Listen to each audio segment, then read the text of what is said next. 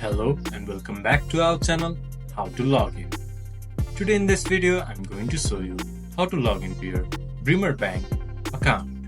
To do so, follow some simple steps with me. First of all, go to your browser and your default search engine. Then search Bremer Bank Login.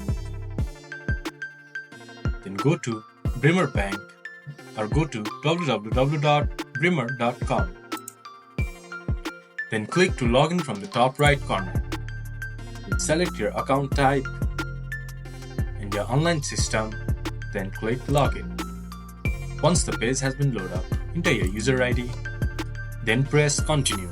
Then enter your password, and you should be able to access your Bremer Bank account. If you have forgot your password or your user ID, you can get help by clicking to forgot your user ID.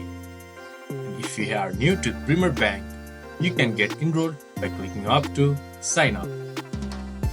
This was for today's video. If you guys find our video helpful, please leave a like and comment. Do not forget to subscribe our channel and hit the bell icon. I'll see you guys again in our next video. Thank you for watching.